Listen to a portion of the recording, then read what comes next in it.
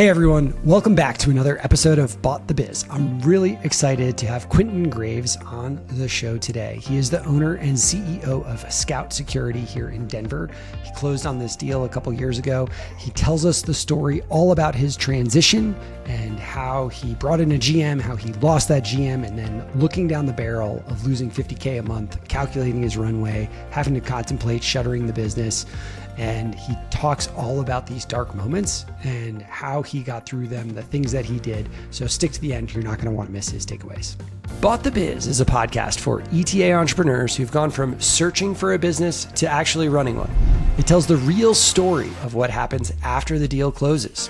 The day-to-day, operational, emotional, strategic, and leadership challenges that just don't show up in the highlight reels. The show is story-driven and practical, sharing real experiences from operators along with clear, actionable takeaways you can use in your own business today. I'm Garth Fasano. I'm Christy Laux. Welcome to Bought the Biz.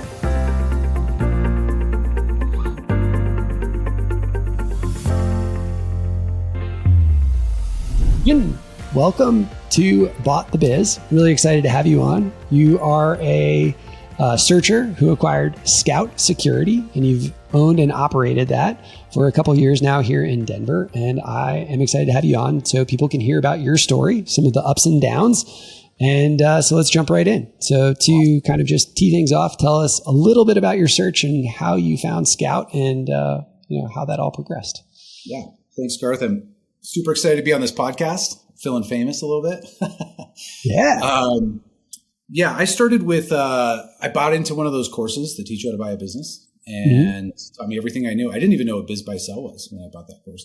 So, and I was just reminiscing with somebody about this earlier, but I didn't actually finish the course. I got so excited that I was already like in the search, which is like, they talk about like structuring your deal, I'm sure at the end, which I totally skipped that I know I shouldn't have, but I just got excited. I have this like bias to action, which I think really favors entrepreneurs in this space, but sometimes it can get you in trouble if you don't have some discipline around it too.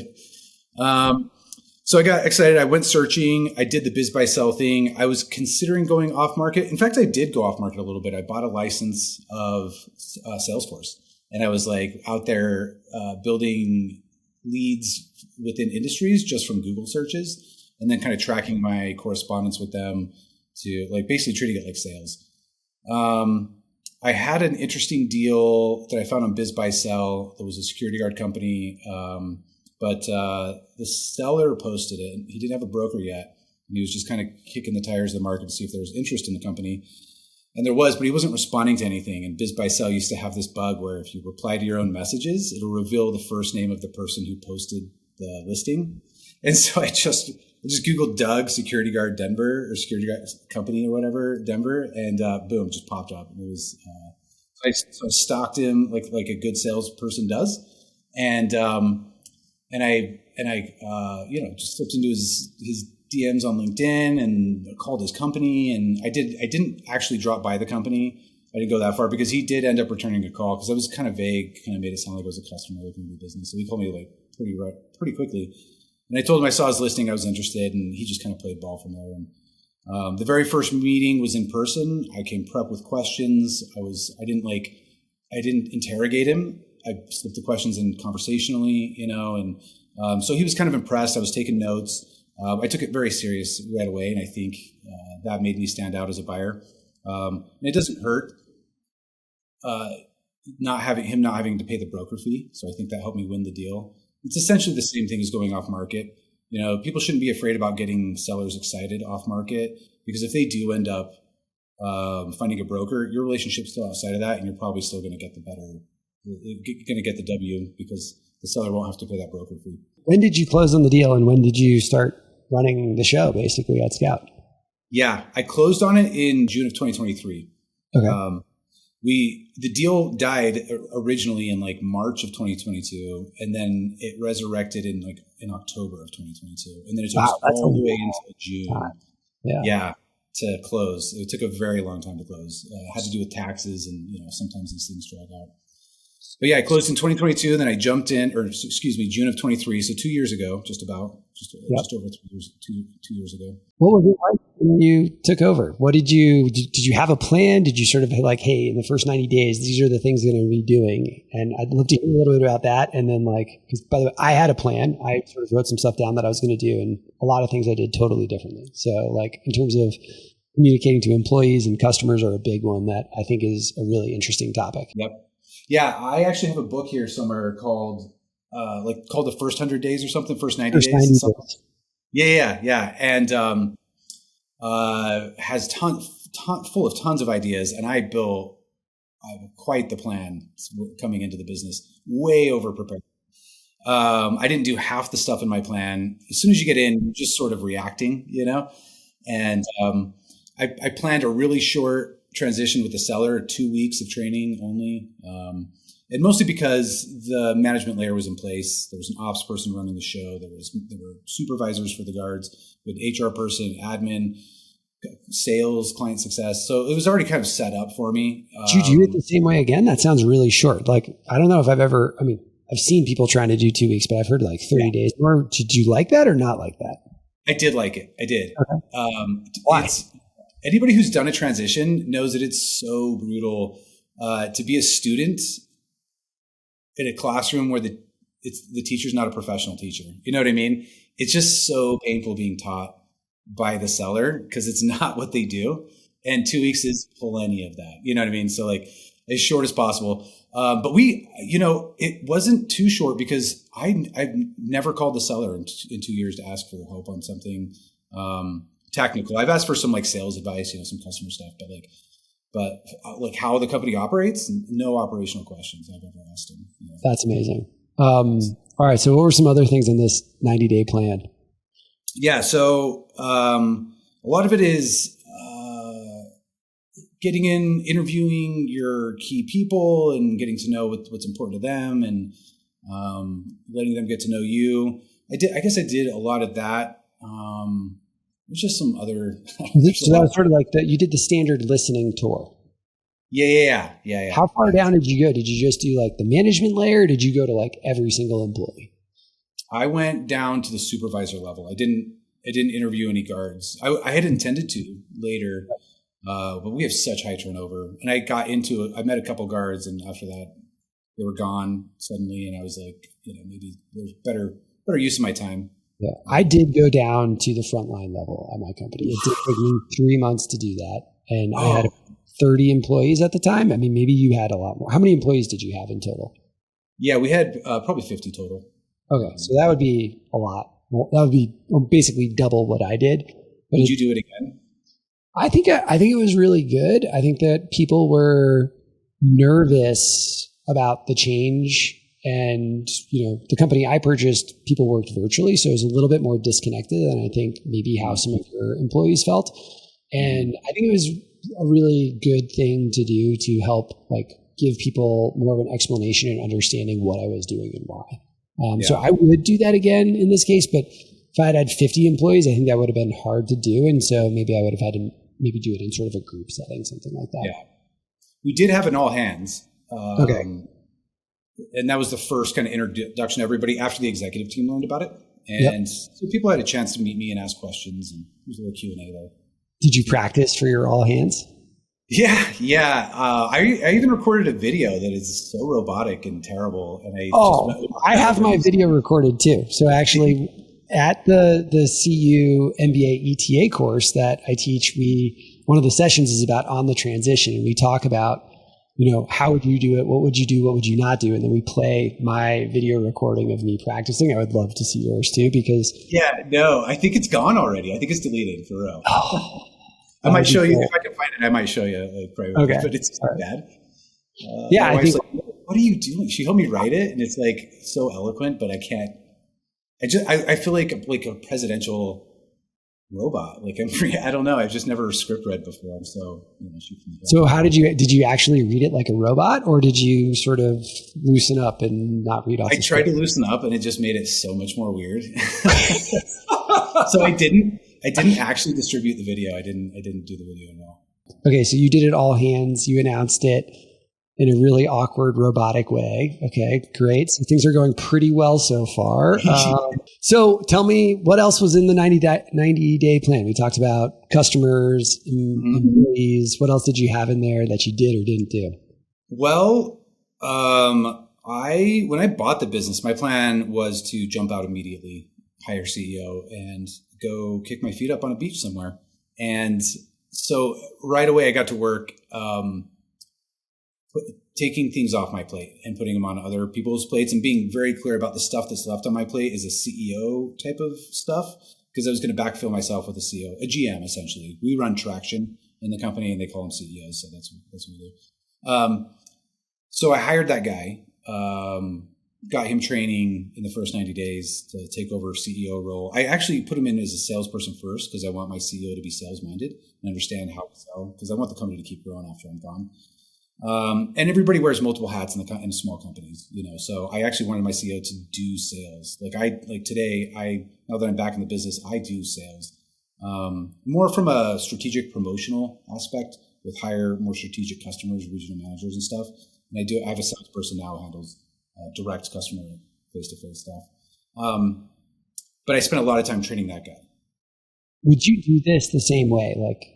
First of all, would you recommend bringing in a GM as quickly as you did? And did you like the approach of bringing them into sales first? Yeah, it wasn't catastrophic, but it wasn't. I don't think it was a great idea. It could work in some businesses, and the business did grow. He teed up a lot of good sales. He brought in new clients. He saved accounts that were trying to leave. And frankly, by the time he left a good pipeline of sales that we continued to close on. So he brought a lot of value. He did good. So I think that can work for a lot of companies. He had to leave for personal reasons. It happened to coincide with a J curve in the revenue in the business. So it was a bit of panic situation, but I don't think it's because I was gone. I don't know if I could have even done better than the work he put in for the sales stuff. So, that sounds like really high praise for bringing in a GM, starting them in sales, getting it going like this. Any other tips or tricks for people thinking about that approach? Yeah. So I think you better know who that guy is. I happen to know just a really high performing, intense person who is persuasive, and I've known him for 20 years. And so I can't imagine you could just launch a search and find somebody who can do that. You might get lucky, but that sounds really unique. Was it better or worse bringing in somebody that you had known for so long? Because there was great, but there was some sort of amicable breakup. You said he had to take off for personal reasons, and I know that left you in a little bit of a bind. Was this. You and I were both on a panel for the Denver ETA meetup one night, and I think you had literally just come back from the beach, like the Caribbean, with your feet kicked up, and you were telling everyone how this is really great. You're actually an absentee owner, which doesn't exist. And I think that night on the drive home from that panel, your sort of world got rocked. Yeah. Yeah. No, I got the call while we were on the panel, got a voicemail. So, everything I was saying on that panel wasn't true. I didn't know it yet. That's crazy. Yeah. So some lessons there for sure. So, I don't know that it's not possible. Look, the business is growing better, and I have a better grip on the culture, our quality of service, our more strategic sales relationships, promoting it. As the owner, I put in that work better and more than I think than you can hire out. And so I think when you first get a business, you probably should stay in it. It's fun too. When I got out, it's kind of sucked. I was sort of getting depressed. This is a really common story too with entrepreneurs. When people sell their business or for whatever reason, when they're out, and they have nothing to do, it's not good, I think, mentally, just for most people, something about human nature. So when I jumped in, I was happier. The business is performing better. We're growing more strategic cultural initiatives, rolling out new services. We want to open new markets. That's stuff that I think a CEO would have had a hard time doing, even a professional CEO, somebody who has experience doing that kind of stuff. So Is your goal still to bring in a GM or a CEO, or are you now saying, hey, I'm going to be running this business now? Yeah, I am going to bring in a GM, I think, eventually, because I do want more time to freed up to be more strategic on the business. But I'm not checking out the way I did last time. I'm still going to be like the promoter in chief, essentially. I'm going to promote Scout with customers. I'm going to promote it. I'm going to try to help get employees and new hires. And so I'm basically going to do that. And then I'm going to think strategically about the growth and help kind of some of that stuff happen.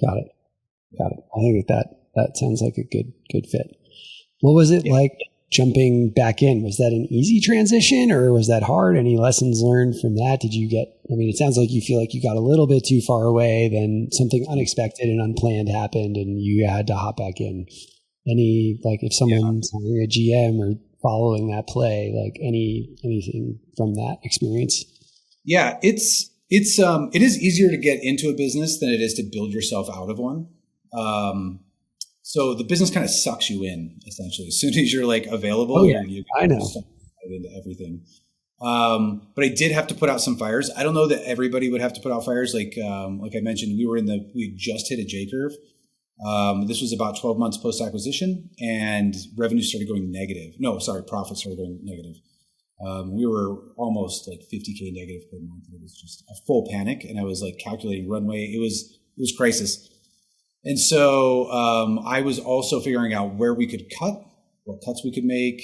I'd make hard decisions. There's a book called Corporate Turnaround Artistry that got recommended to me at one of the ETA conferences, actually, when I was describing this, to help people make those difficult decisions about what cuts to make.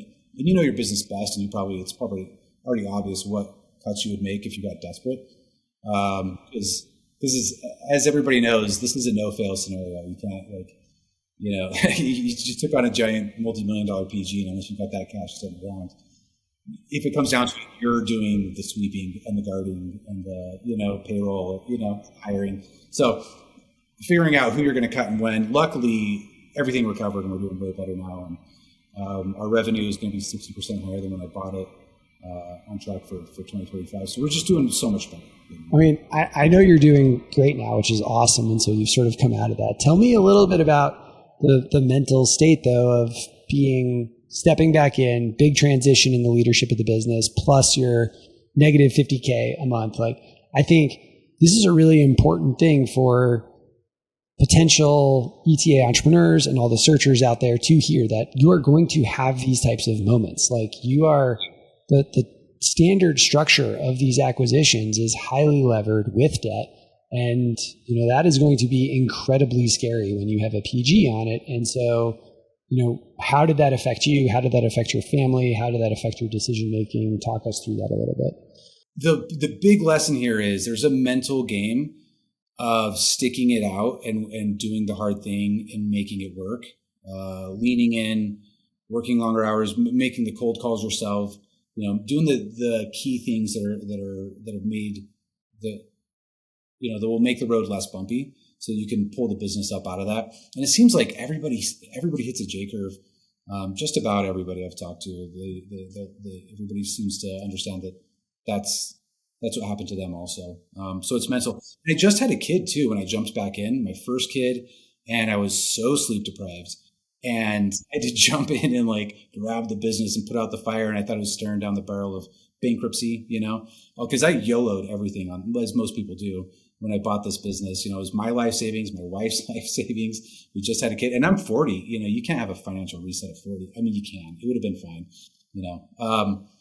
But the fear is very real, and I didn't appreciate that when I was buying business. So, what would you do differently now, having gone through that experience, either in the search or post acquisition?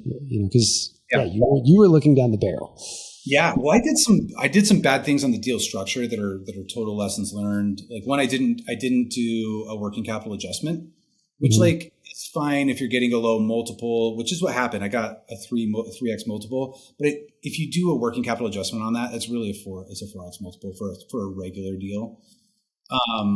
So that's fine if you don't do a working capital adjustment, but you better have a plan for working capital. And I did not. So I came in way undercapitalized. And I'm sure everybody's heard that story. And so it was hand to mouth for a long time until we built up basically the AR, our operating account and our reserve account, to the point where we were comfortable. And then like literally almost the next month, boom, the J curve hits. And so it's suddenly negative, and all the reserves we built up we're digging into immediately. And I'm calculating runway, we're thinking we're going to close the business by the end of the year, and just a full turnaround operation in that business. The other thing so structuring your working capital in your deal, that just made the problem worse. It probably wouldn't have been so scary and such a crazy dip if I had reserves. And the thing is, once you're in it, you don't know if it's going to end. Luckily now looking back, I saw, that was only like a 3-month stretch. But dude, I mean, who knew? Like when it was happening, I had no idea. Right. Now, do you think that kind of thing is going to happen again? I mean, I have a perspective on this, but like, I think that this is just part of entrepreneurship, like, and small businesses. Like, you are going to have these moments and you need to plan and prepare. Yeah. I was thinking, this is a seasonal dip. We're going to hit it every year. Hopefully we won't go negative this year, but we will see a dip. And then when we hit it this year, we were like way better, like way super positive on the net profit. And so I was feeling great about that. So I was like, okay, there was a dip. It's not as bad. And then once I got past that, I started sitting there and I was like, are there just dips and rockiness and scariness in business ownership over time for other reasons too? That like, is there another scare coming my way? Did I learn a lesson for something in the future that I need to be able to conquer, I guess? Yeah. I mean, I've looked down the barrel on some of these things and it has had nothing to do with being negative. It's been total other things. And so, it can come for a whole variety of reasons. And I think it's hard. Anytime you experience one of these the first time, it's going to be difficult. And I think you're not going to exactly know what to do about it and have to go sort of work through that both intellectually and emotionally. But once you've been through it a couple times, 1 or 2 times, I think, you're able to handle that sort of similar type situation better the next time around. And so experience matters. And you know what else I want to say too? It's just so important to have a support network, and people say that all the time. And I was always like, yeah, friends are cool just because they're friends, because friends are cool. But there's support there, and there's real advice, and people have been through shit. You and I know, I talked to Adam when this was happening, and he basically talked me off a ledge, because at first I was like, Adam, buy this business. He's like, well, let's take a look at it. And so he kind of like, he knew what was going on. And so he kind of helped me recommit to making the business work and getting in there and taking the fight to the enemy, and just leaning in on saving, on turning the business around and saving it, which was so valuable. I don't know. I was trying to get out of it, and I don't know if I would have, maybe at a loss or something if I didn't have my network to lean on. I think having a peer group is really important. I think a lot of people have encouraged searchers to go look at EO or YPO or things like that. I think it's a little different when you have a PG. I don't know if you sort of fit into one of those categories as cleanly. I think it is pretty different.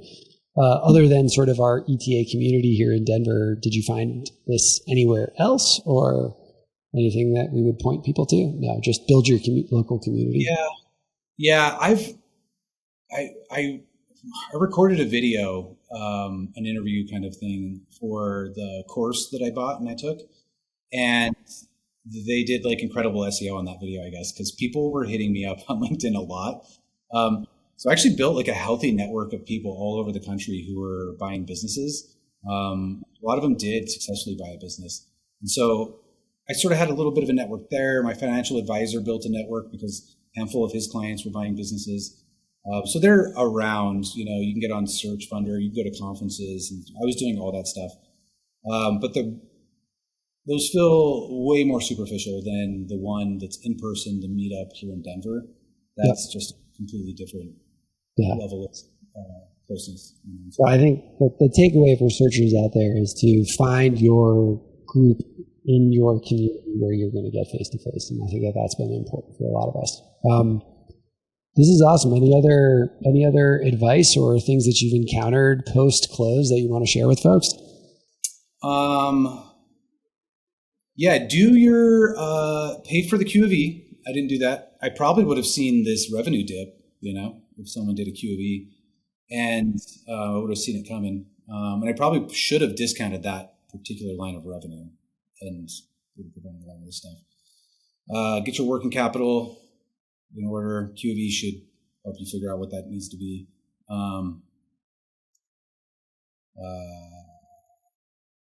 And lean in. Yeah, don't be scared. I mean, it's scary, but choose to take the fight to the enemy when things get hard and scary and you're losing sleep. It is the best of times and it's the worst of times. It does work the way everybody says it does. It is the thing. It is the path. It is the wealth, but it is not easy. And so I think parting words would just be words of encouragement for everybody who's thinking about doing it. You should do it. It is fun. It's super risky, but that's life. You can't take this with you anyway, And if you think about it, if you're on your deathbed and you had been thinking about this for years and you wanted to do entrepreneurial things or whatever, you're going to be so mad at yourself if you didn't do it. Absolutely. That's 100%. All right. If people want to get in touch, how do they reach out to you or Scout? Yeah, hit me up on LinkedIn, Quintin Graves, Quintin Graves, and then scoutsecurity.com if you're interested in checking out the biz.